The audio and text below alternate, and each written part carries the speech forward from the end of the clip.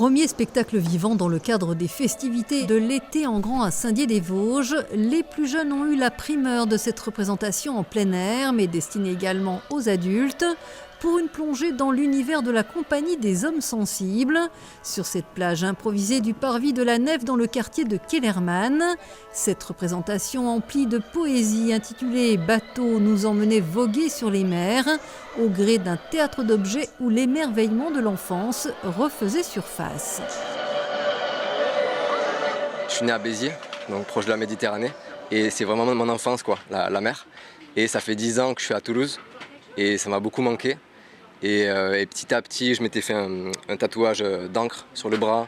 Et du coup, en école de cirque, j'ai joué pas mal avec ça. Je me déguisais en marin, je faisais le clown marin, etc. Mais c'est plutôt un thème, un univers pour parler d'autre chose. Pour parler de la solitude, de l'enfance. Je voulais parler de la mort aussi avec le petit enterrement. Voilà. Et c'est pour donner, je trouve que la mer, c'est un très bon moyen d'aller dans l'imaginaire. Voilà, c'est assez simple. Et les enfants nombreux ont kissé, rêvé et surtout beaucoup ri aux aventures de l'homme-poisson. J'ai tout aimé parce que c'était super rigolo.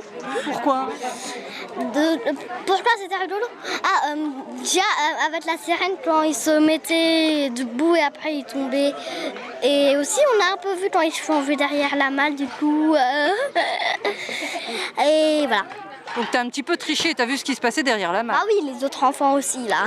Mais d'autres compagnies surgissent déjà à l'horizon, alors cap moussaillon sur les spectacles à venir. Bien sûr, ce sont des spectacles de rue.